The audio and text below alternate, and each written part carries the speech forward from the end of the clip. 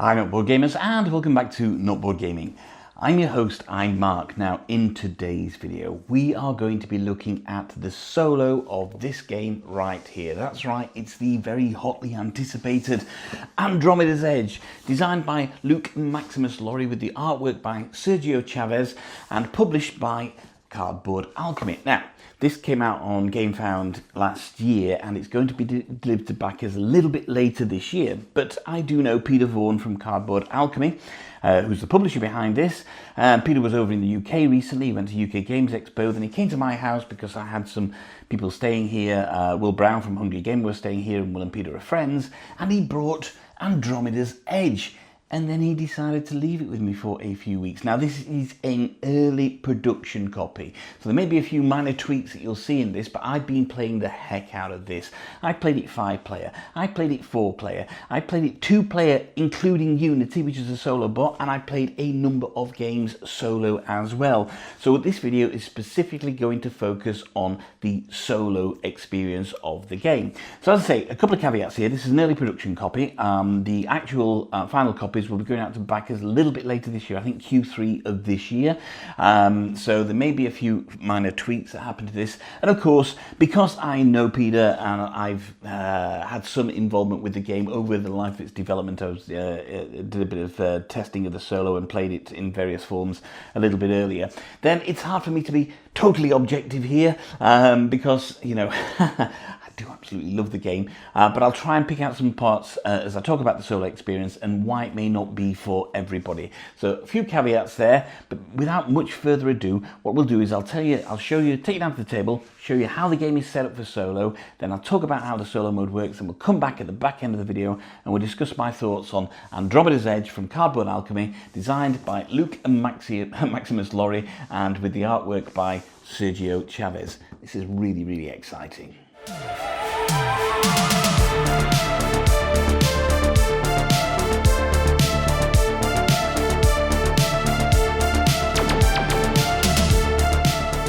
So I'm not going to do a full unboxing because I've done another video where I unboxed it when I first got it, etc. So, but I will just show you the inside of the box before I set it up.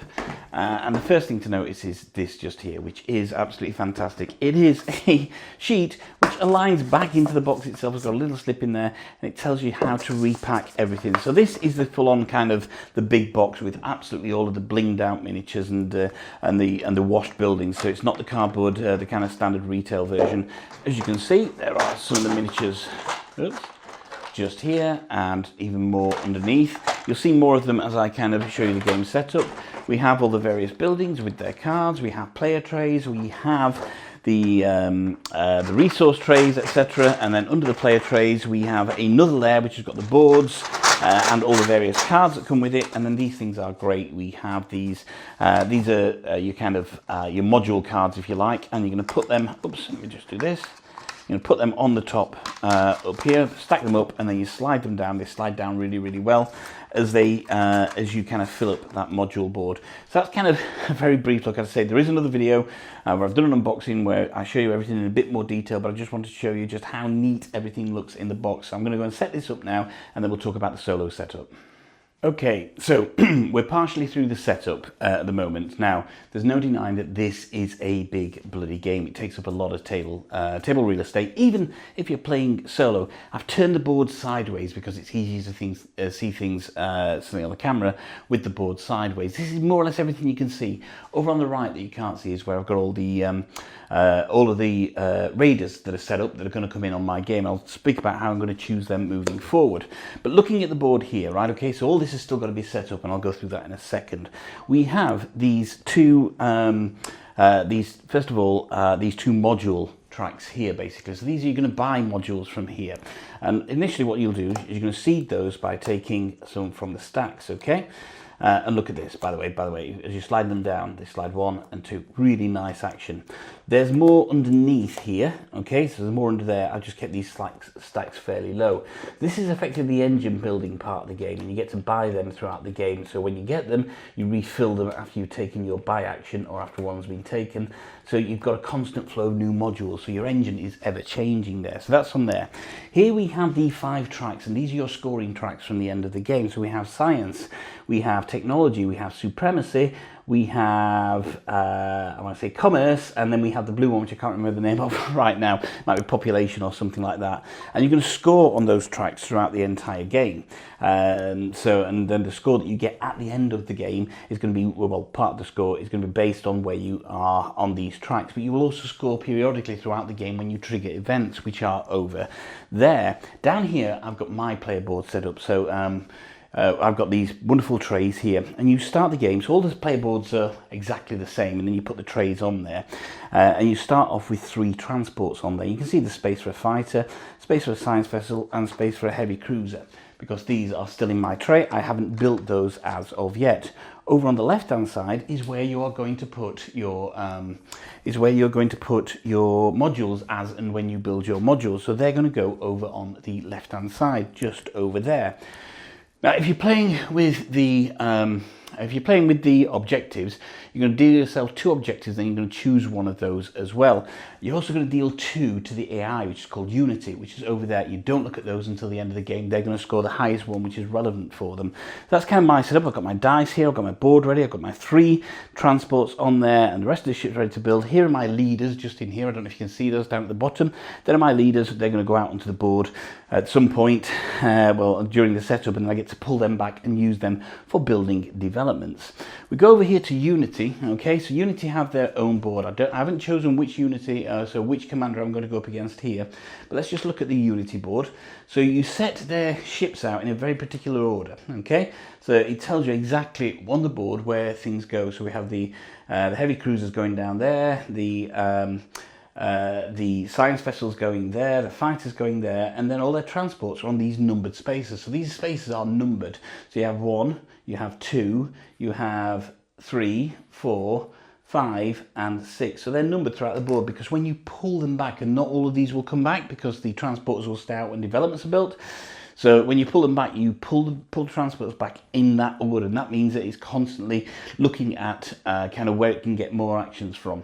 You've also got some cards as well. Here we go, because you're going to roll for Unity on their turn. And these cards, you have level 1s, level 2s and level 3s, all right, down here. And if you roll a 1, 2 or 3 on Unity's turn, you're going to take the action on the card. If you roll a 4 or 5, you're going to take an action on this card.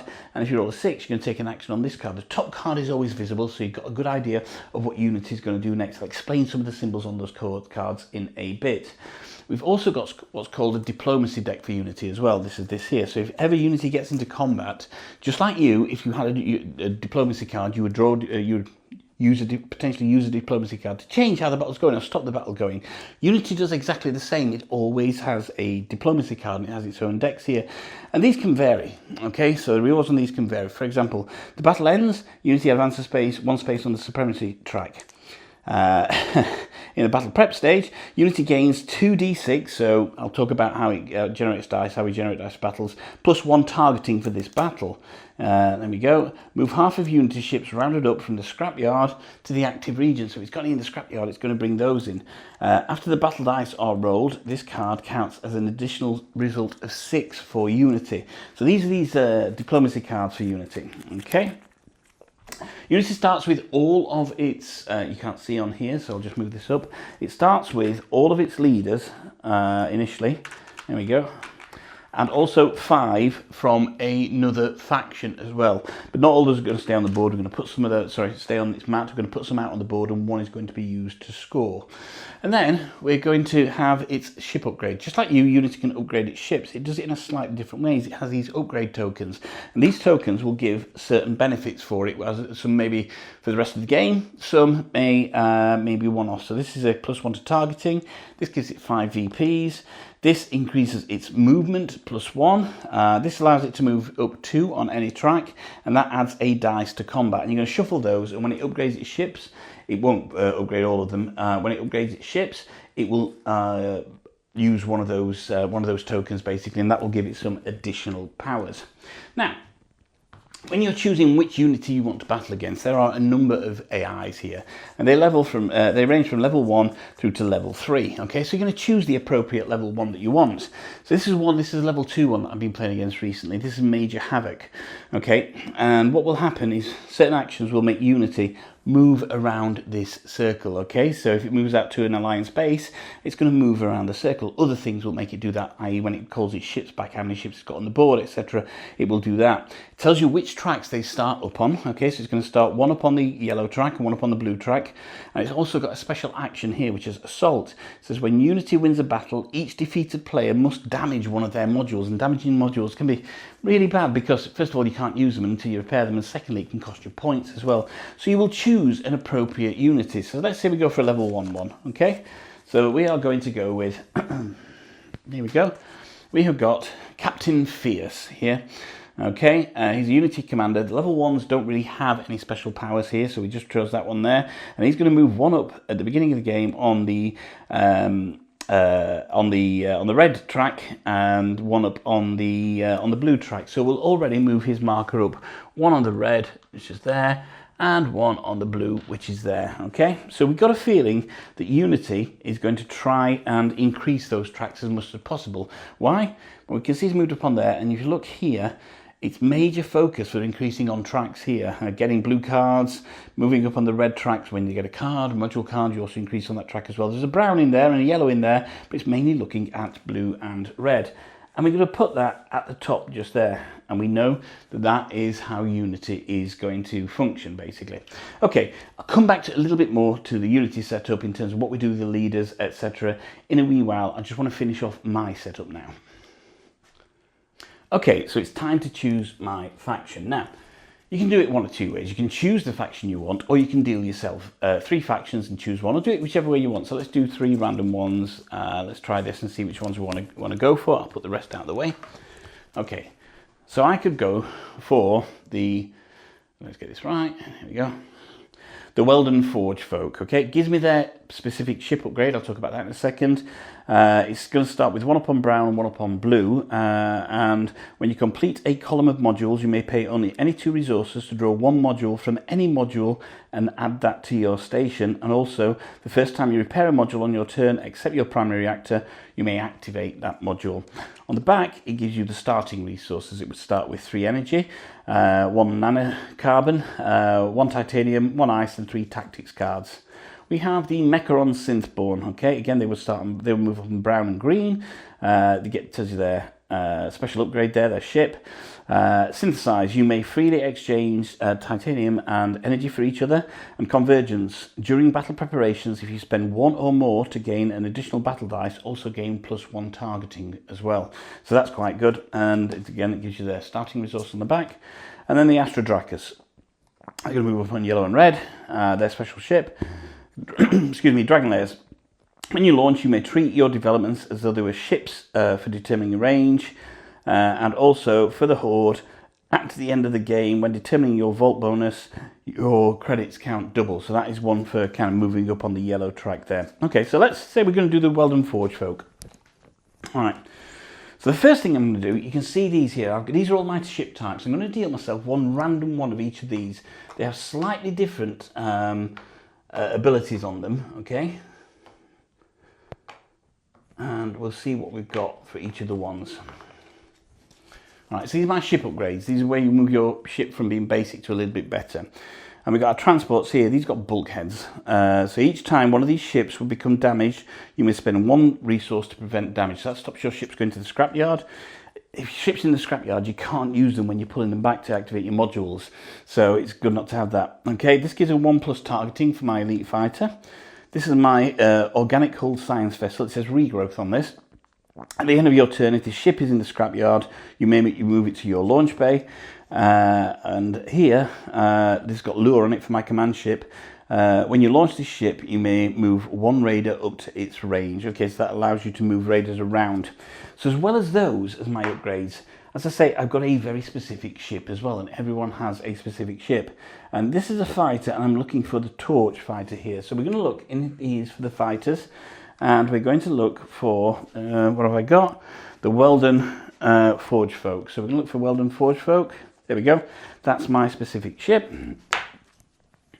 So when I upgrade my ship, I can choose to do this one as well on my fighter, okay? Which has got braze. So when you launch this ship, perform 1 repair. So that allows me to repair rather than taking a repair action. So that could be quite good. So they are my ship upgrades for the game, okay? And neatly on this, what happens here is, we'll come back to the leaders in a second, on the setup, that actually slots on the top of that there. And there we go. You can see what your actions are. The last thing I've got to do is get my resources. So we're going to get 3 energy. 1, 2, 3.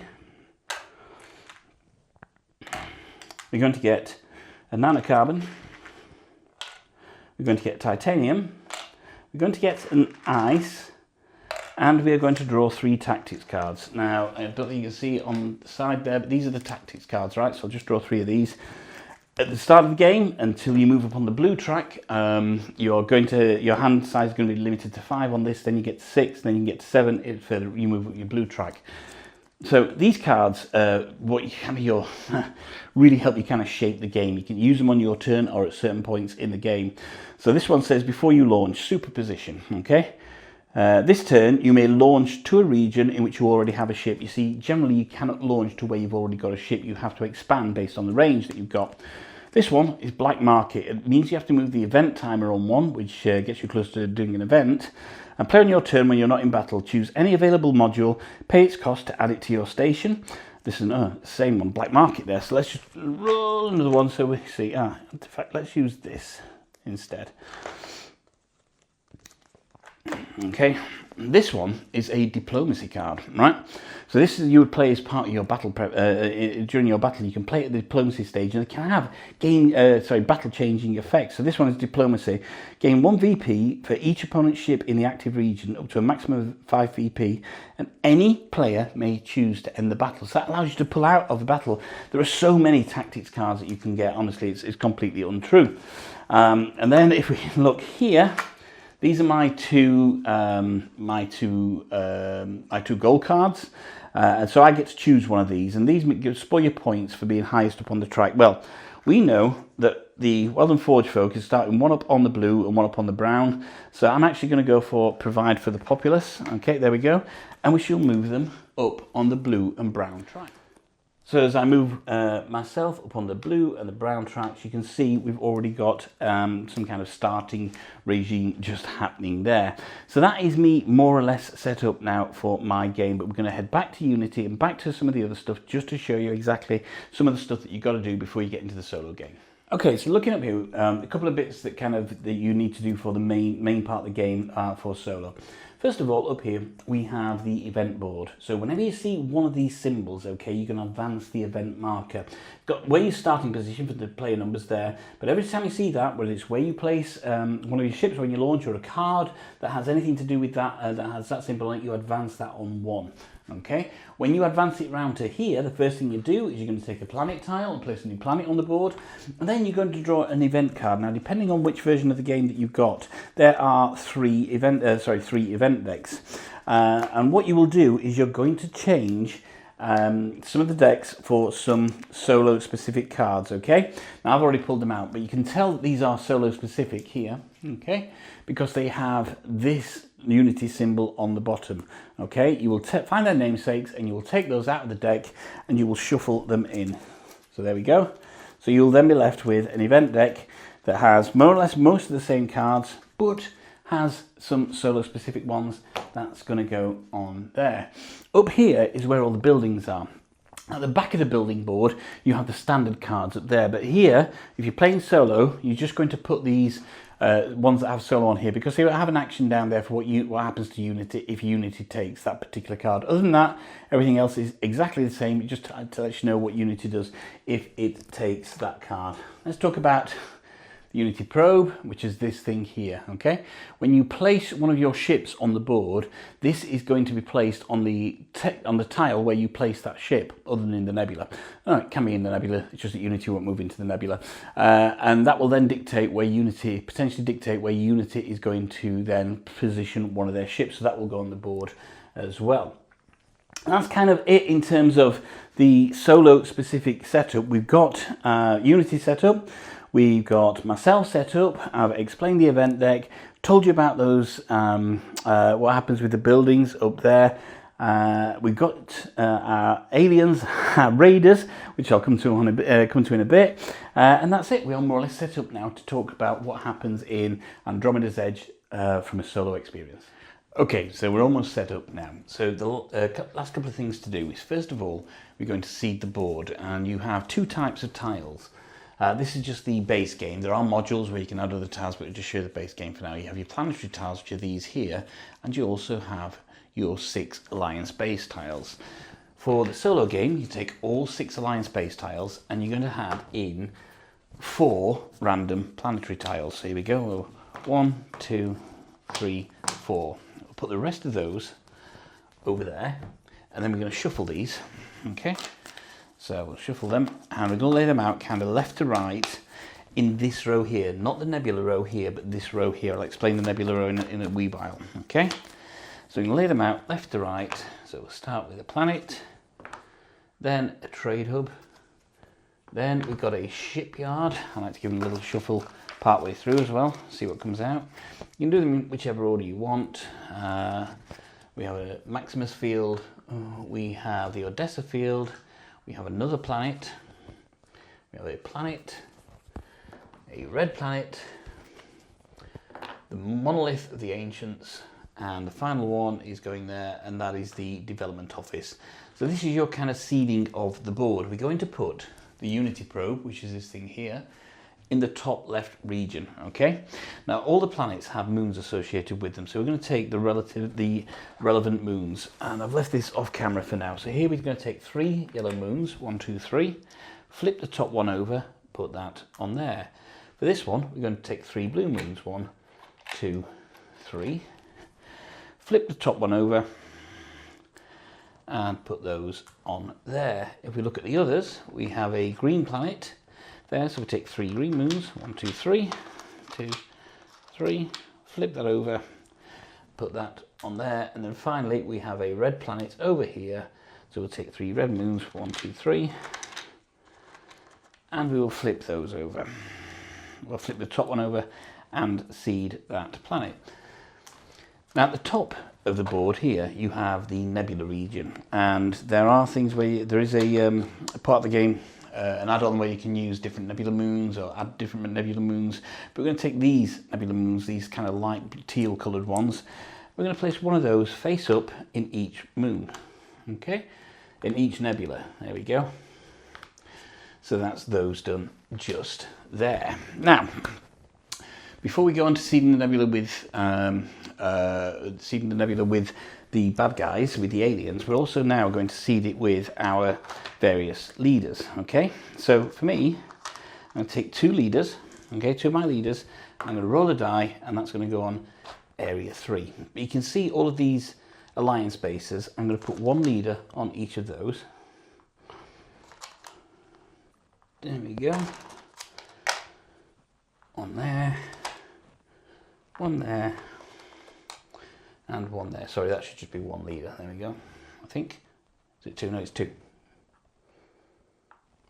Yeah, so that is seeded there. So we have, oh, it is 2 that goes on there. There we go. So that goes on there. So those are there. I think I should have rolled 2 dice for that, right? And now we're also going to do a similar thing, but only on these areas for the AI. So 1, 2, 3, 4, 5, and 6 over there. Okay, so that is all seeded for that. So that is kind of the board seeded now in terms of what we're laying out on the board. Now, what you also need to do is choose the aliens that you're going to, or the raiders that you're going to fight. All right, so let's just show you the various, some of the aliens I've chosen for, or they've been chosen for this. Okay, we have the aliens, the raiders all have a different number on there. So you have an S, you have an A, there we go, an A, a B, and a C, and a D. So there are 5 types that could come out on the board, and these are brought out on the board in the main when you activate an event. However, you're going to start with an S raider, and I've chosen, well, the ones that have been chosen for me are the slashers. Here we go, you can see the slashes. They're going to start in a random nebula. So there's 2 going to come out onto the board initially. So we'll roll 2 dice, and it's a 3 and a 6. So we'll put 1 each of these, 1 in 3 and 1 in 6. Now let's just talk about these Raiders cards, okay?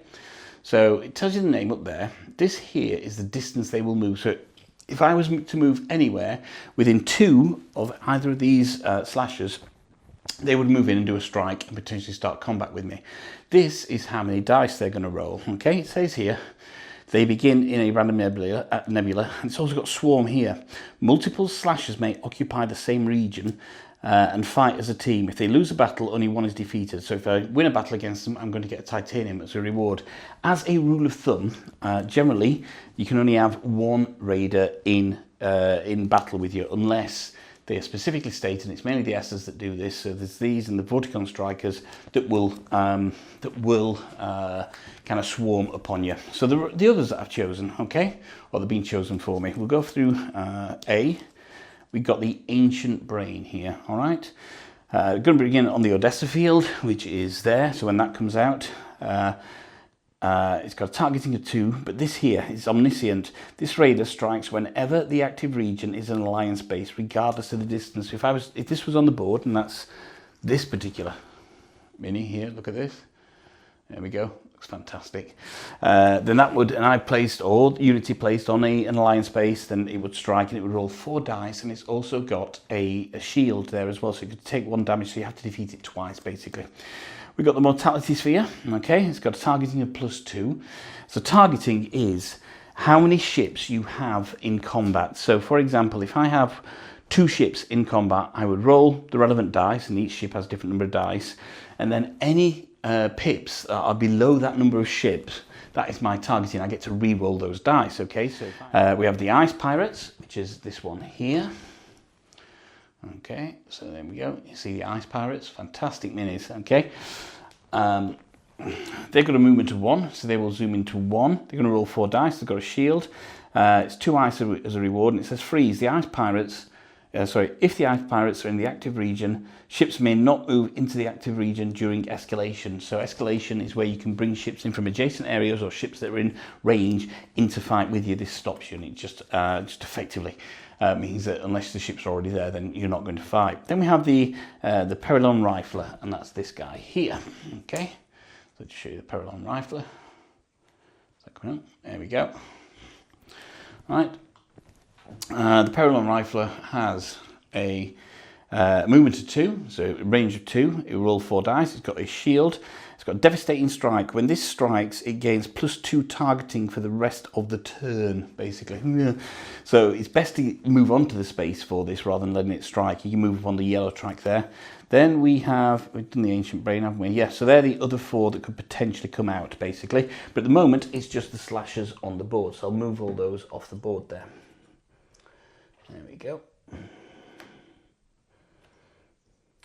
Right, so almost there.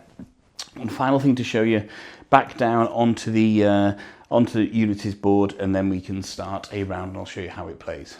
So all of Unity's leaders are out that need to be out now. That leaves 2 of its original white leaders and then the 5 that we brought in from another faction.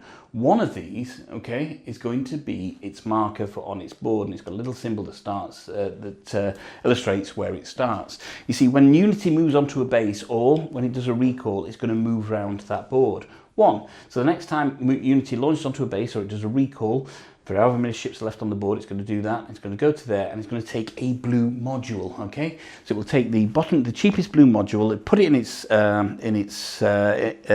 engine, if you like, on its board, and it will move one up on the blue. And that's how it kind of moves around there and gathers some resources, etc. Now these are different for each of the commanders that you play, and the higher levels they get more actions on there, and they can be really, really tough, and they're generally going to be aligned to where it is on its tracks up there. So we can see here, first move round would be a blue, then it would activate an event move, it would move on the red track, and it would also develop. Unity is very aggressive at developing. That's when you build the structures on the board, okay? Very aggressive at developing. If it develops, if it's on a planet, if it's got a transport on a planet that's so far undeveloped, then it will develop on that planet if that's there. Okay, moving around, you can see there's a repair action. If you can't repair, what it will do is it will get a victory point. All right, so that's kind of how that's going to move from there. But Unity's actions are generally going to be from these cards. So let's talk about these cards. All right, let's talk about this one to start off with. All right, so if I rolled a 4 or a 5, Unity would do this card. Now remember, I put the Unity probe on the board, which is up on that it starts off on the very first, the top left region. Okay, it would aim to put its ship from here, okay, where the probe is, down to the bottom left. So if you've seen played Dwellings of Eldervale, then you know what happens here. If it can't do that, it's going to move it onto the furthest left unoccupied planet, basically. So it's going to try and develop from that. So that's how it's going to do there. The other actions where it will tell you to kind of launch into specific areas. So here it's going to leftmost undeveloped planet, or here into the trade hub. All right, so when it rolls on its dice for its move, right, it's going to roll the dice. It's going to take the relevant card and action that card, all right? So this is this one it would particularly action here if it rolled that 5. You automatically reveal the next card below it, so you know potentially what it's going to do. And then you take the next ship across left, all right? Left to right. When that row is empty and you roll on that row again, that is a recall, and it will recall its ships from the board, seed its board again, score some points, repair things, and then it's ready to move again. Okay, so that's kind of how Unity works there. It's a nice and simple system, but it's really aggressive, and yeah, it can absolutely play you quite well, and yeah, it's difficult to win against, but it's always fun to win against. So you can see roughly how Unity works. It changes for each of the commanders that you got in space in the play. And the final thing to show you is the game length. Okay, you can do a short game at 50 points, a medium game at 60 points, or a longer game at 70 points. So game end triggers when the first person moves past that particular marker. All right, so when the first player, be that me or Unity, moves past that marker, that triggers game end. You will all have another turn, and then end of game scoring will kick in.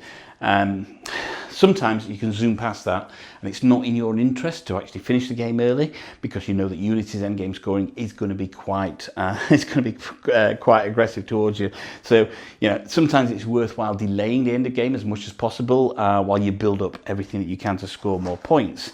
Unity does not collect or use resources. So if anything happens where it collects resources, what will happen is it will gain a victory point. The only thing it does collect, only things it does collect are moons, tokens like these tokens, and the tactics cards. Doesn't use the tactics cards, but they create part of the scoring mechanism for it at the end of the game. So it will collect moons, it will collect tokens, and it will collect tactics cards. All right.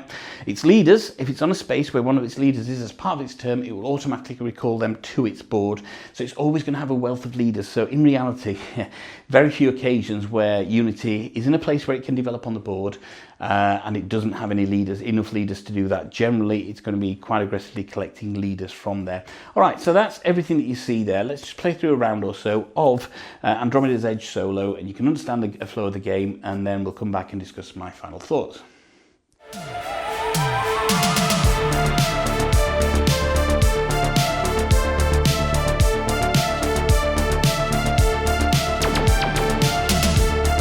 So I think that's everything kind of set up now for a game of Andromeda's Edge. The final thing we're going to do is I'm going to start on 1 point, and the AI is going to start on 2 points, which is just over here.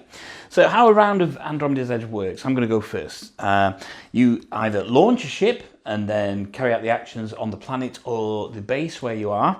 And then what could happen is that there could be a raider strike. So if I go to within region of where these particular raiders are, then they could come in and strike me. Then you go into into the battle mode. So a battle will commence, and you have the various stages of that. So you have kind of the escalation where you can bring other ships in. You'll have your diplomacy, where you can play a diplomacy card. Then you're going to do your battle preparations, where you assign your dice, and then you're going to roll your dice, and you see who's going to win. So you and whoever you're in that area with is going to roll their dice and find out who wins. each ship will roll a set number of dice. So well, on the basis, there may be other things when you upgrade them, they will roll different dice.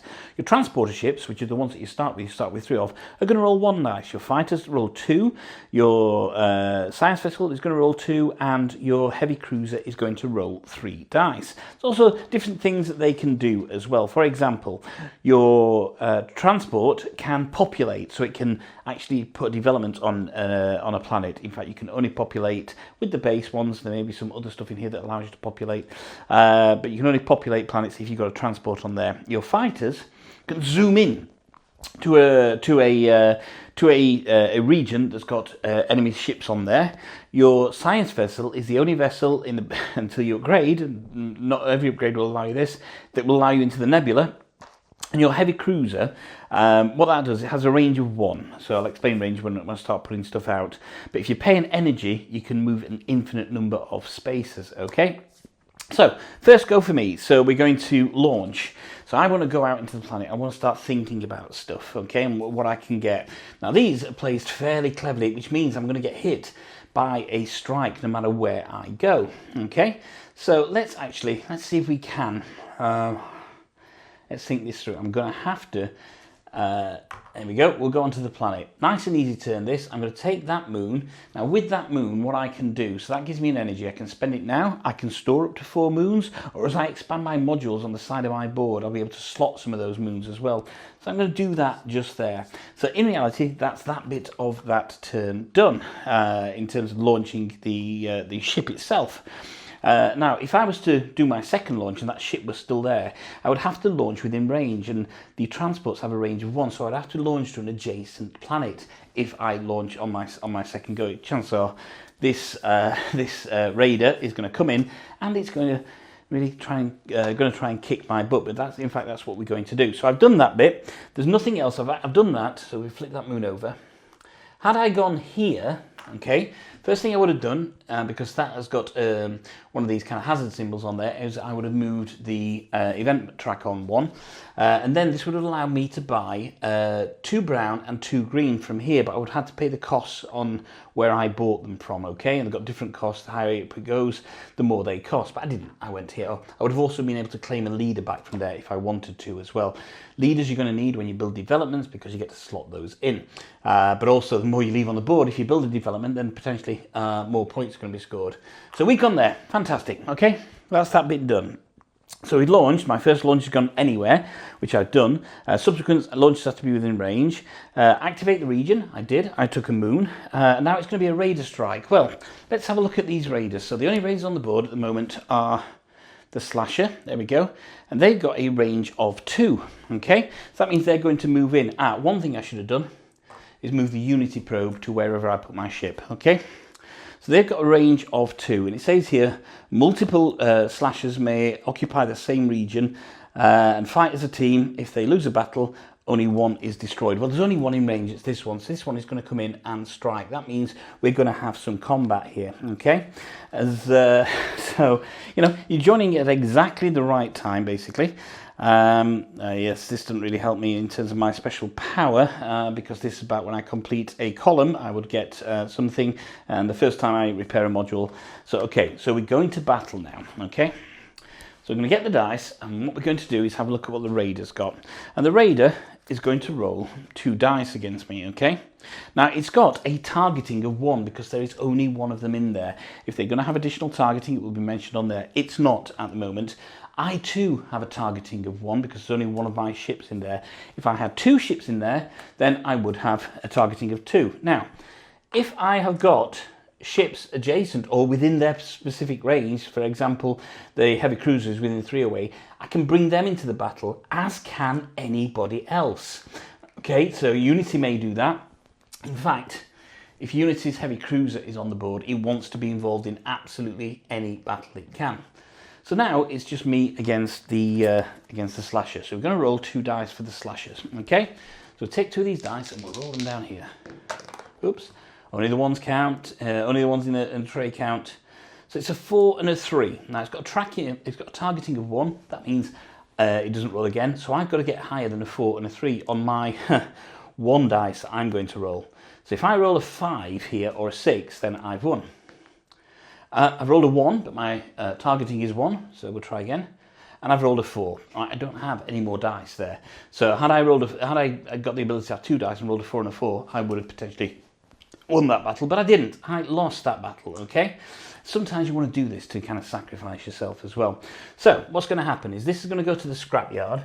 That means when I recall my ships, I don't get to use that ship to place on my modules to activate them unless I've repaired that ship. But as a consolation prize, it says here, I get tactical operations, so I get a tactics card, okay? I've already got 3 here. I could have used this here, okay? My diplomacy, that's the stage I completely missed out. Gain 1 VP for each opponent's ship in the active area up to 5. I wouldn't have used that, I would have saved that anyway, basically. So we will take another tactics card. There we go, it's kind of a consolation prize. We've already seen the black market, so we'll take another one from here. Oh, this is a good one to use in combat here. Jump the fleet. Play during battle preparation, so when you're kind of counting up your dice, etc. Move all of your ships from the active region to any single planet or alliance base and gain 1 victory point per ship moved, okay? So I've now got 4 tactics cards, okay?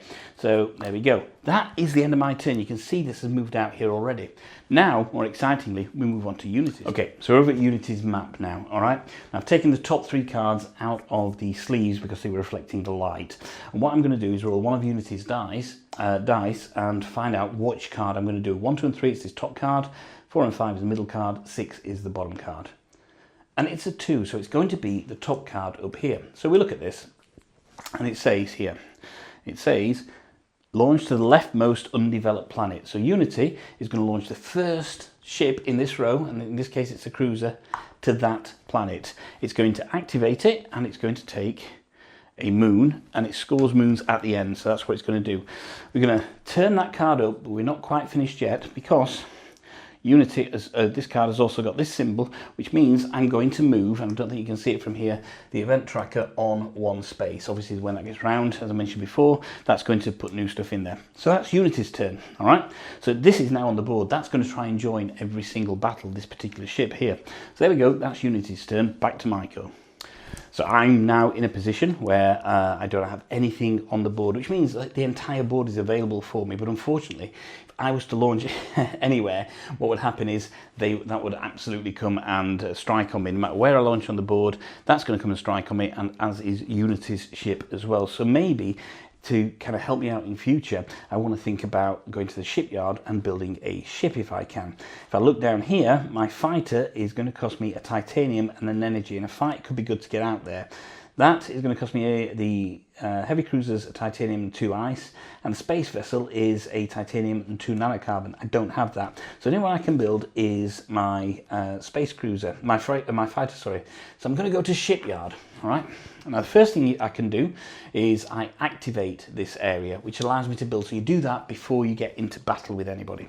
Okay, so I'm going to activate that area, and I am going to build my fighter. So I'm going to pay my titanium and my energy, and get my fighter out of my box, and there we go, that's gone on there now.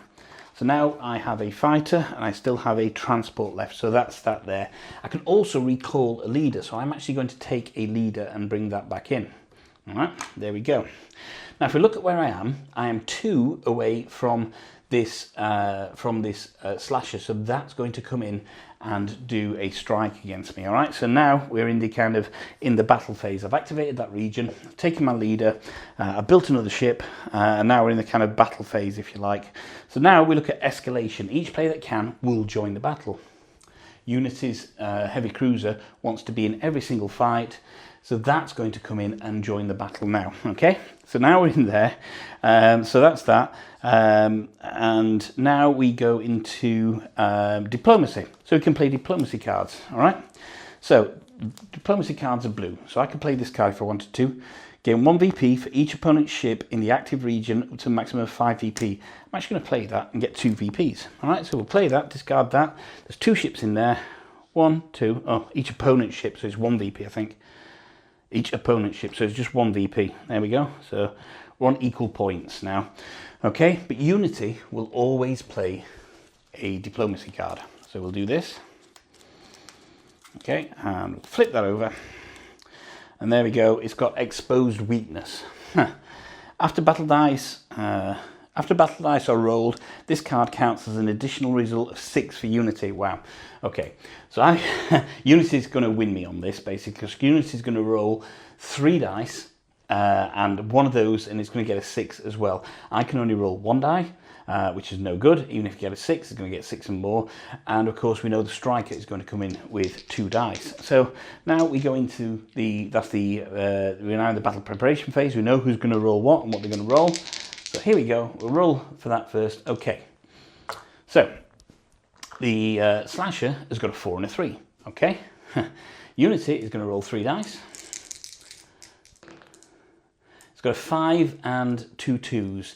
All right, so at the moment, Unity is winning, but of course it's got a 6 there, so in reality it's going to be a 6, a 5 and 2 2s. And I will roll my 1 dice. Oh, I've rolled a 6. Brilliant. So, unfortunately, had Unity not pulled this particular card, I would have won that combat, which is great. Now, Unity's Space Cruiser has got a shield, so it wouldn't have been destroyed from here, but I would have won the battle. Unfortunately, I didn't, because of that card that Unity drew, that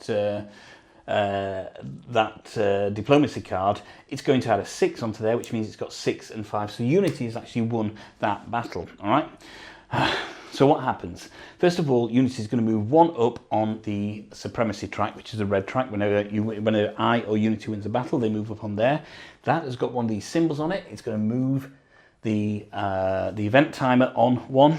Okay. It's destroyed me. So I will put another ship in the scrapyard. I do get yet another tactics card. There we go. So we'll get that. I've got another diplomacy card, and this one says prevent all damage to your ships until the end of the turn. So that's quite good. Even if I lose, I can retain a ship there. But now I've got 5 of these in my hand. If I get one more, I would have to discard down to 5 at the end of my turn. But it's also destroyed this as well. Okay, so it's destroyed this slasher. So we look here on the slasher. That's one of the slashers gone.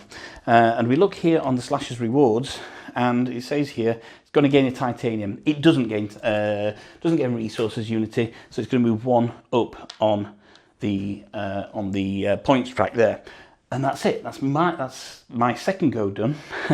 Not been great so far, has it? Although saying that, I've managed to get a moon from the planet, and I've also managed to build a fighter. So let's go back over to Unity. So remember, Unity's had 1 turn. It's this so far. I've removed the sleeve on the card that replaced it. So here it would move. Sorry, I keep forgetting to move the Unity probe. It moves to where I put my ship. Where I've launched to. Okay, so we're going to roll again. Oh, it's got a 6. Okay, so it's this card here which says it's going to move to the trade hub. If you notice on the left, there's no additional action to take here, so we'll do that, flip that over. Okay, and Unity is going to take this one here, so it's going to be a lander, and it's going to take it, sorry, a transporter, and it's going to move it to the trade hub, which is just there. As you can see, it's not in range of anybody there. All right. What happens when it moves to the trade hub is, first of all, it doesn't carry out the trade hub actions. If there was one of the kind of hazard signs, it would have advanced the event track. There's not. So it's going to move around 1 on its particular track here. So we do this, and it says that Unity is going to get a blue card. So it takes the bottom blue card. All right. 1, 2, move that down onto there. Puts that in its as a module in its engine there, and then it's going to move 1 up on the blue track, which is up here, and I think that's called civilization. So there we go. We know if it's going to score, then it's going to score 7 points on the blue track if that comes out as an event scoring. All right, so that's kind of how that works, and it will do this, as I say, back and forth on its actions until it's completed a row. So say it had completed this row here, okay, and it rolled another 6. What would happen is it would go through returning its ships to base. And fortunately, there's a really good player aid that tells you what happens on each of its turns. So we can go through there. It will always recruit leaders. Sorry, I forgot to do that. If it's on an alliance base and it has a leader, it will always recruit a leader from there.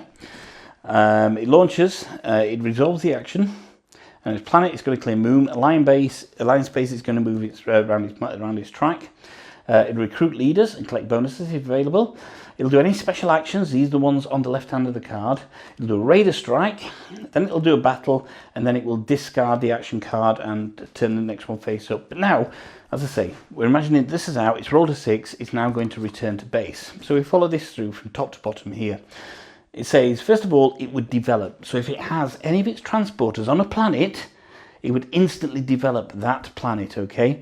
And what does that mean? So if this was the case, if it was recalling its ships, we can see it would have, if it's got a transport on this particular planet, it would develop that planet. First of all, it would take the correct miniature, and this is a city miniature, and that's dictated to by the icon that's on the tile itself, okay? It would take a city miniature, and it would put it on top of its transport. How cool does that look, okay? Then it would take the appropriate number of leaders, so you can only develop if you've got the right number of leaders. Unity starts with a lot of leaders. Okay, so it's going to put 3 of them in there, so you can easily identify. 1, 2, 3. Okay, and it would put that on there. Then it's going to score for that, and you score for the number of leaders on here and in any adjacent area, and that's all leaders. So this would score 1, 2, 3, 4, 5, and it would move 5 upon the track. That gives it 8 points. Okay, these are really useful as well, because in combat, if you're in combat against any on a planet or on a region where you have a building adjacent to it, it automatically adds 1 dice to your rolls there. So it's really important to build and develop those. But not only that, not only does it build that, okay, it also gets a city card. And these are, as mentioned earlier, these special city cards. It says down here for Unity, it's going to get a just any module. Generally, for Unity, you're going to look at the lowest number of module, the one it has the least of, and get one of those. It has 3 here that it doesn't have many of. So green, I don't have any of. Green, brown and yellow. 1 and 2 is green. 3 and 4 is brown. 5 and 6 is yellow. There we go. It's going to take a yellow one. So it's going to take a yellow card from up here. Place that on there. Move that down. So that gets topped up. And it's going to move up on the yellow track, which will move it up to there. But also, because it built a city, which is on the blue track, it's also going to move up the blue track as well again. And as we move up on the blue track, what's going to happen is it's going to move that event marker 1 more round. Okay, so that's what it would do first. It would develop as it's recalling to base. Then it would command. So for as many ships as are left on the board, or in the scrapyard, I believe it is, or in the region or in the repair barge, that's if they've repaired their ships are in the scrapyard, you advance it 1 on here. So there's 2 ships left on there. So the first one would be again to advance that that event marker. That's now triggered the event marker, okay? Secondly, it's going to move up the supremacy track. It's going to gain that token. Okay, it doesn't activate it, it's just going to gain that token. And thirdly, it would develop if it could. It can't develop now, okay? So that's what it would do there, but it has actually triggered an event now. I know we're kind of jumping around this game a bit, so it's just going to keep that marker and carry it out at the end of its turn. All right, so it's done that. There's another ship on there. It's going to move again 1 up on supremacy, and it's going to take a brown module now. So it takes the bottom brown module, puts that on there, 1, 2, 3, and it's going to move up 1 on the brown track, which gives it an upgrade token. Oh my god, right? So it's now got an upgrade. So we randomly choose one of these upgrade tokens. These are these here. And it's got this, which is going to give it 5 points. Brilliant. Okay. So it's going to move 5 points up on here, which now puts it on 13 points. Great. Unity's having a great time. I've jumped ahead quite a few turns on this. It wouldn't be recalling normally at this earlier stage. Okay. So that's the 2 ships it's done on there. It's moved up there. It's done all that. So that is that bit of recalling its ship. Then, if it's got any ships in the scrapyard, it would get 2 victory points for each unit in the scrapyard. It doesn't. And then it would return all its ships back in a particular order. Well, they go exactly where they are, where the icons are from on the board. But bear in mind, these transporters, when they come back, they're numbered. Number 1 is already covered there, so that would go back to number 2 there. And, of course, this ship would go back here. There's a gap missing because we know it's already used that for there. That's how it returns to its base. So it's constantly, not only is it quite aggressive kind of trying to do that, but it's constantly trying to, when it returns to base, it's trying to get something. But remember, it triggered an event, okay? So the first thing we do when it triggers an event is we take a new tile and we flip it over, here we go, okay? And we're going to put that there, which is a yellow planet, and we're going to put 3 moons on there with the top one face up. 2, 3. Okay. Then we're going to take the top event card, and we are going to action this event. So if you look at the event card, right, it says this is Fragmented Relic, all right? It's going to score on the yellow track, so it's going to score for where people are on the yellow track. Minus any damage to modules. Neither of us had modules that are damaged. If I look here, Unity's got 6 points, so that will put it on 19. I got 5 points, so that will put me on 7. Great, okay? Then it says down here, A. This means a new raider is going to come out onto the board, and this is A. And A just happens to be the Ancient Brain, okay? So this Ancient Brain is going to come out, and it's going to begin on the Odessa field, which is just over there. Boom. Okay. Now we've got to be mindful of this, because this says that this raider strikes whenever the active region is an alliance base. So if I want to use any of these actions, I'm going to have to get into a fight with that raider. So that raider is now active as well. Okay. And then it says here, a special effect, put 1 bonus credit in each nebula region. Okay. So 1, 2, 3, 4, 5, 6. So you get to claim those if you're in those regions. And also it says down here, for solo for Unity, it's going to take a yellow card. So it's going to take that card, advance that, and move 1 up on the yellow track, which takes it to, oops, that's not that, takes it to there on the yellow track. Okay, so Unity's moving up quite a bit. Now we're going to take this token, this activated the event, and it's going to move it back to the relevant place on the board for the player count. All right, that card is now discarded. So, a very abridged round there, but it gives you an overview on exactly what Unity is doing. You've got these cards here, so you can kind of always have an idea on where it's going to be. Of course, it's got a higher propensity of rolling a 1, 2 or a 3 than it has a 4 or a 5, or indeed a 6. So you know these are probably going to be the actions that it's going to take, but there's always a chance it could do 4, 5 and 6 down here as well. But that is its one. You understand what ships are going to come out as well, so you know what it's going to get on the board. The longer this stays off the board, the better, because that, as I say, that really wants to be involved in every single fight. So make sure you've got your ships right for going out on the board. You know it's hungry for leaders, so it's always going to try and kind of capture leaders or recall its leaders as well. And of course, wherever you go, you're placing the Unity probe, and that means you have an indication on the cards that are based on here on roughly where it's going to go on the board.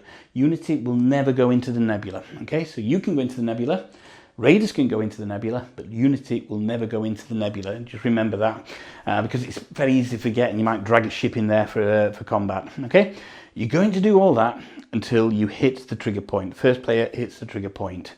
Once that trigger point's been hit, it's 1 more round each, and then you go through scoring. Unity's scoring is ever so slightly different from your own scoring, but trust me, as I mentioned earlier on, being first past the point does not necessarily mean that you're going to win the game, because the end game scoring can be really, really important. Make sure you've got your engine going. That's a really important part of it. Try and maximize where you are on here, and try and get as many developments out as possible. Developments are really, really useful for adding dice, for getting up on the tracks, and of course for scoring in terms of the number of leaders out there as well. Unity will always try to build developments at most opportunities, so it's hungry for building developments. You know, it's not totally in control of where its transports go, but if it's on a planet and something happens, one of these actions, or it's recalling, it's going to develop on there. There we go. That's a pretty brief overview on how Unity works for Andromeda's Edge, how the solo works. You can incorporate it into a 2 or 3 player game. Played a game last night, myself, Mike Dennis from Ready Steady Play, and Unity. So it's effectively a 3 player game. So of course it affected the planets in the stack there, and we added some of the modules on here as well. So we had the Nether Void and a couple of vortices in there as well, which made for a really insane game. The stretched Andromeda's Edge, but it didn't break it. Everything absolutely worked, but it made it a really, really insane game. And we used the most powerful, nasty event deck as well. So we were really getting our butts kicked on this. But there we go. I hope that's given you a really good overview on how Unity works, how the solo works for Andromeda's Edge from Luke and Maximus Laurie, with the artwork by Sergio Chavez and published by Cardboard Alchemy.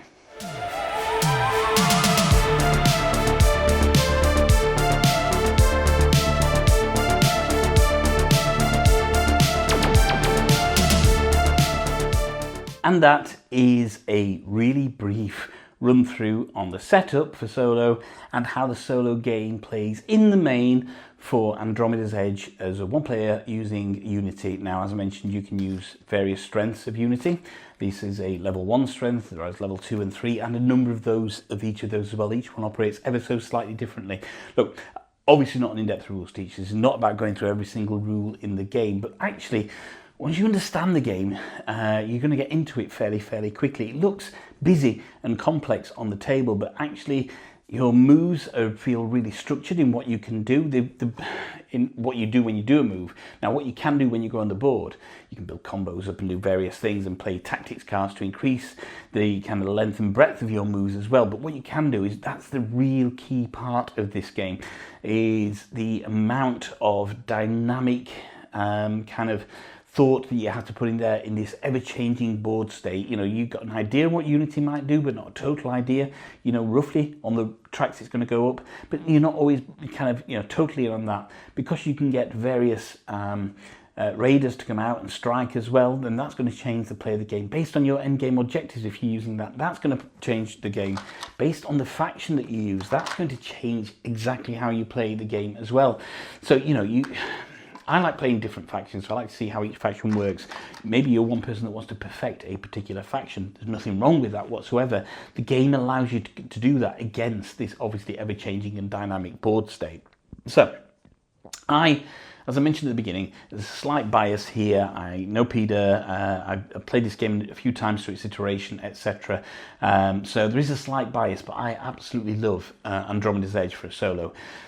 I don't think I've played a game this much in the amount of time I've had it than any other game. It feels like every opportunity that I've had, I wanted to set Andromeda's Edge up. I wanted to play it with other people. As I say, I played it solo a number of times. I played it 2-player. I played it 2-player with Unity. I played it 4-player, and I played it 5-player. I haven't played true 3-player yet, but I'm sure I will at some point. So it really strikes a chord with me, but that's because I absolutely loved Andromeda's Edge. I loved Dwellings of Eldervale. Now, when it was first launched, people said, you know, it's just Dwellings in Space, and it's not. And I, you know, say I love Dwellings of Eldervale. I think it's fantastic, but I understand that the theme didn't work for everybody. Because fantasy is a little bit harder to grok than kind of science, or it's not fight, but science-based gaming, if you like, where you can really kind of connect things together. So the theme on Dwellings didn't actually work for a lot of people. I think they nailed the theme here. I think it sticks better because you understand what you're doing. You're going up on the population or the commerce track or the technology or the science track, and you're doing that because you can understand what you're doing and what those modules do and why they do that, and what you need to do to actually work towards moving up on those particular tracks. So it feels more connected, less abstract, I think. Dwellings of Eldervale, whilst being for those that liked it, a thematic game, could still be very much classed as an abstract game. And there's a level of abstraction here, of course there is. But it feels connected. You feel this sense of exploration as well as you're bringing out more tiles to go on the board, and the universe is starting to open up for you. You know, you put 10 tiles out at the beginning as a solo game and you think that's quite a lot, but in reality 6 of those are the alliance bases and only 4 are planets, and you want to get more planets because you want to build more developments. And why do you want to build more developments? To have more skin in the game and to have more ability to then use them for scoring or use them for additional dice in combat. So you really feel that connection between your faction, what they're trying to achieve, what your overall goals are, how the universe is expanding, and what your best course of action is to try and kind of to be successful, to get the most points at the end of the game. But of course, everybody else that's playing against you've got their own objectives, whether that's with other people and certainly with Unity. Unity is a points beast, okay? So most of my games, I'm generally first across the post, and then a large proportion of them I've lost because of Unity's aggressive scoring. So get to know its scoring criteria, understand what you need to do as you play the game to try and combat that scoring criteria. Of course, not your first game. First game, just go in there, play around with the mechanisms, understand how things work, understand some easy to miss rules, like it's very easy to forget to do this action on the top of these cards. It's very easy when you get to the event deck to forget to put a tile out. Make sure you do that. Unity's ships have got kind of special actions themselves. So we talked about its heavy cruiser, and he wants to be in every fight. The science vessel immediately gains 1 nebula moon when launching, so you're going to gain a random nebula moon, and its Unity transports if they're on an undeveloped planet, then they don't join battle. So if they're on any undeveloped planets, they will not go into battle. So you've got to learn its rules as well. So there's a few nuances that you've got to get through. However, it comes with a very good rule book, and it comes with a very good solo rule book if you've got the escalation expansion, which has got the solo in it. So, you know, play your first game or so and get used to the rules. Maybe play a two-handed game, then bring Unity into it and play one against Unity solo. But, you know, don't start at the top. Start on an easy-ish level 1. Easy-ish. You start on a level 1 and make sure you're kind of building up and understanding the mechanisms, because this is a tapestry of options. You're going to pull on a thread and it's going to, you know, spiral out into something else. So you really want to make sure you understand what your options are, what your best course of action is. Quite often you will think, oh, I've got no move here. But if you work it through, there is always a move. And I think it's a really clever thing. At no point do I feel hemmed into a corner. I have felt that I have had a winning strategy, and then Unity has done something which has robbed me of that strategy, and it's easy to feel frustrated at that. Not necessarily in a cheating way, it's just maybe the draw of a diplomacy card, or it's the dice roll, or the next card that's come out in terms of where it's going to go, and it's robbed me of that strategy, and I've had to rethink it on the fly, and that is, again, what you want from this. So yeah, for me, Andromeda's Edge solo, I'd say probably one of the games, if not the game, I've played most solo this year since I've had it, and I've got to send it off tomorrow back to Cardboard Alchemy. But yeah, having a really, really good time with it, but it's not going to be for everybody. So why won't it be for everybody? Well, first of all, let's talk about the combat system. For those that loved Dwellings of Eldervale, you enjoyed the combat system. You enjoyed rolling the dice and then, you know, putting them in order and working out who'd got the strongest and what that was. There were mitigation strategies in Dwellings of Eldervale. There are obviously in Andromeda's Edge as well. Mainly, they're going to come in the guise of these tactic cards. So kind of making sure you're constantly cycling through tactics cards is really, really important. They are a resource, so you can spend them as a resource as well when you're buying stuff or upgrading stuff, etc. So I really enjoy the chance that dice give you, okay? And I like the targeting system that allows you to re-roll. But it's not deterministic, and for some people that level of determinism is absolutely required. I know that, you know, somebody would play Dwellings of Eldervale and feel cheated because, you know, the dice didn't roll their way, and that is going to happen here as well. And if you think about it in the entire concept of things, is that nothing is a given. You get David and Goliath story, so of course, you know, it is entirely possible that a small transporter can absolutely destroy a heavy cruiser and also some raiders as well. So if it was a real thing, it is entirely possible, but I can understand why determinism is important for people as well.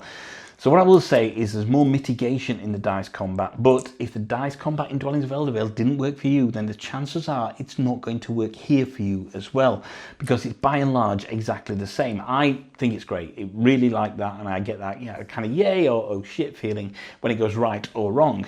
But I know and completely understand that it's not going to be for everybody.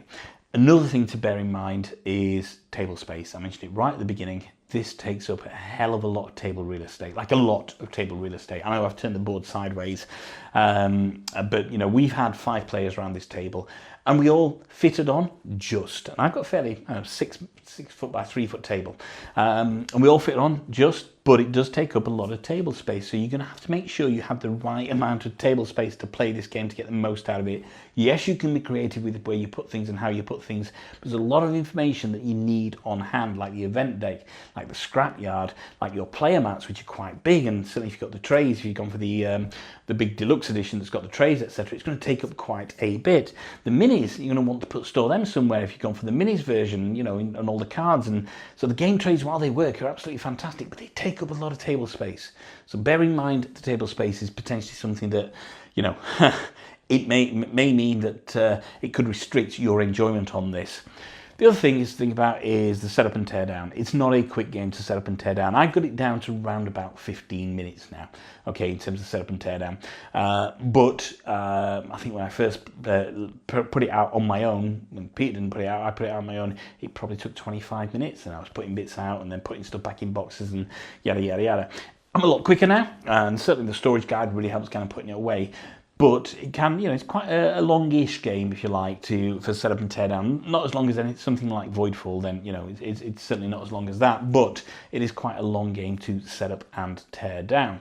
So we've got, the dice combat, it may not work for you. The table real estate may not work for you. The setup and teardown may not work for you. Now, this is obviously the super duper deluxe edition with all the fancy minis. You don't need them. Of course you don't need them. If you just got the retail version with cardboard standees, you can have exactly the same experience without less table presence, but that may work better for you as well. So have a real think about whether you want these minis. I think they're utterly glorious and fantastic and look beautiful. But again, depending on your propensity towards minis, etc., may not be for you. Now, as I mentioned, we had a two-player game plus Unity last night. So it was myself and Mike Dennis, and we put Unity in here, a level 2 Unity. We added the Nether Void, we added some vortices on there, we had the worst event deck that you can have as well, so we went for the hardest event deck, and we played that. That game ran quite long. I'm talking like 3.5 hours long, something like that. Yes, there was a lot of table talk and whatnot. And as I say, it stretched the game, not to breaking point, but it stretched it where we still had a great time, but it was very difficult. We both lost. And Mike did better than me. I lost quite significantly to Unity. So again, if you're looking to win every single game, then maybe don't throw all the modules in, because they don't break the game, but they stretch it in such a way. If you're throwing all of them in, they stretch it in such a way that your gaming experience may come across as frustrating. It didn't for us, because we were having a lot of fun getting our asses kicked, but it may come across as kind of semi-frustrating for you. So what I would say is drip feed the modules in. Try different modules. Try the vortices, the vortices, or try the Nether Void, or try the quasars, etc. Drip feed the modules in. Find out which combination works for you. Don't be tempted to go for the meanest event deck straight away, because that thing kind of, So you've got this deck here, which is kind of the not the beginner deck, but the nice deck. Generally, these event cards are going to do something nice for you. The other event decks, no, they're going to do something mean against you, and mean for everybody on there, and they affect everybody, Unity included. So yeah, now in terms of Unity itself, it's an kind of expansion on the Ghost system from Dwellings of Eldervale, which was a solo for Dwellings of Eldervale. So it's an expansion on that. It kind of fits the mold very well as well. The upkeep, once you learn the rules and what does what, there's a few separate icons for what's on the board here on some of the tracks and what happens when it hits that. Again, not massive amount of upkeep and overkill. I think recalling is the key thing that you're going to have to remember on this, just what happens when they recall, the order that it all happens in. They're hungry for developing, but I think it suits the game really, really well, and it provides a really, really, really good challenge. Now, I have beat it, I think, twice now. One of them, technicality, maybe I shouldn't have beat it, the other one definitely, but the rest of the times I've played it, I've been close, or it's kicked my ass. And I know why it's kicked my ass, because I made some suboptimal moves on there. But yeah, there's not a massive amount of upkeep in Unity, and I like Unity for how it works. Again, but you're relying on this dice-based system. There's some understanding of what its potential next moves may be, and if you look at probability, then it's going to be in a 1, 2, and a 3, so chances are it's going to be the top, but it could always be a 4, 5, or a 6, which is down at the bottom. But yeah, so you can guess that, but it is going to be determined on a dice roll, and that is, it's not necessarily playing as another player, where another player would take the state of the board and say, right, okay, I'm now going to put my transport on the moon, on this particular planet, should I say, and claim a moon so I can develop on there. Unity might just, you're rolling on something, and because of where the Unity probe is, it's going to put it on Alliance base, which, when there was planning moons available, why would it have done that? But that's good. You needed that in there. But if you're looking for something that does this absolutely deterministic actions based on the state of the board, it's not. It's a relatively low upkeep AI.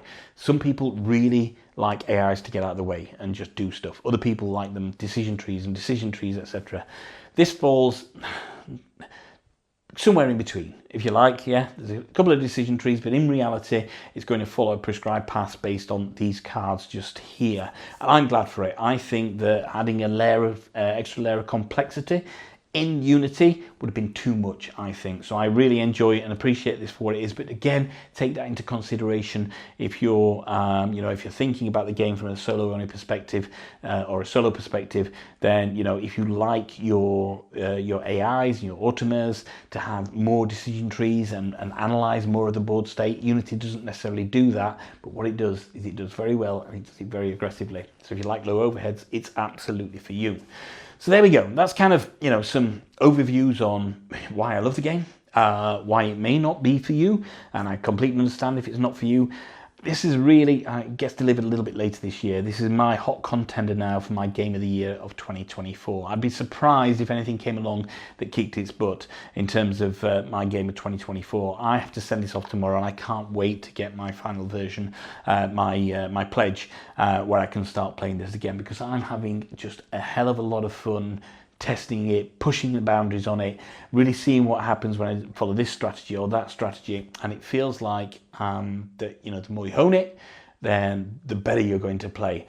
But even so, there's nothing to stop somebody who's relatively new to the game, having a certain strategy which counteract off your strategy, or your strategy is going to get derailed because of X, Y, and Z has happened on the board state or Unity, etc. And, beating you as well. And I know that when we played it as a 5-player game, it was Mike Dennis's first game. I'd played it maybe 5 times at that point, 4 or 5 times. Will Brown had played it God knows how many times. Peter Vaughan, who was the publisher, played it God knows how many times. And Peter Vaughan's son, I don't know how many times he'd played it. Peter came last, and he's the publisher. I came second to last, and Mike Dennis, who'd never played it before, won. Whereas when Mike Dennis and I played last night, we both lost to Unity. So yeah. It's a strong contender. I can't think of anything that's coming up this year that's going to knock it off, unless maybe Chip Theory's Elder Scrolls game delivers by the end of the year. May or may not. But I absolutely adore Andromeda's Edge at all player counts. It works for me on every level. It's not Dwellings in Space. It absolutely shares some DNA. But that connection to the theme, to what you're doing, the mechanisms that are involved, the fact that, these have a very definite effect on you, whereas the monsters in Dwelling had less of an effect on you, these have a very definite effect on what you're doing, and their ability to travel across the board can be very, very disruptive for you, and certainly something you've got to plan out. So I adore it. I think it's absolutely fantastic. The production quality is just really, really first rate right across the board. I mentioned the reasons why it may not be for you, but for me, I'd be surprised if anything came along and knocked Andromeda's Edge off my favourite solo game of 2024. So, thank you very much for joining me on this video. I know it's been a long one. I wanted to go through kind of the overview on the game itself, the setup. I wanted to show you at least a couple of rounds of solo and how Unity works. Then, of course, I've got quite a few thoughts on it as well. As I say, this is going to get delivered to backers, I think, Q3 this year. So if you backed it, then Q3 is your time. I think it will be going to retail as well, and I think you can buy things like if you get the retail version. I'm sure that Cardboard Alchemy will doing things like the miniatures, etc., as add-ons to that as well that you can buy separately. But if you've been excited by it and you've been excited and wondering how the solo played, then let me tell you, from somebody who solo games 95% of the time, I've adored it. It's hit more or less every button for me. I understand that the dice mitigation may not be for you, and I understand a few other things why it might not be for you, and the level of complexity. You want more or less from the solo than it gives. I think it hits the nail on the head. I absolutely adore it solo. I think it's fantastic. Check out the video. Make sure you start checking out the other videos as well. If you've been on the fence about it, make sure you do a lot of research before you get it, because it is a big game, and if you're going for everything, it's a big expensive game as well. So make sure you do a lot of research as more and more videos come out. But I absolutely adore everything about Andromeda's Edge from Luke and Maximus Laurie, with the art by Sergio Chavez and published by Cardboard Alchemy. Phew, right, I'm going to stop now. Oh, I don't know if you noticed, I got my Sorcerama t-shirt on as well, just in kind of homage to this. This is from Bigfoot Collectors Club. I don't know if you've ever listened to it. Great podcast, all about the kind of cryptids and aliens and whatnot. Absolutely love Bigfoot Collectors Club. Anyway, sidebar there. Yeah, thank you very much for watching me on the video. Don't forget to like and subscribe to the channel. Check out our other videos. And one final thought: if you can't find anyone else to play with, then there's nothing wrong with playing with yourselves. Until next time, bye-bye.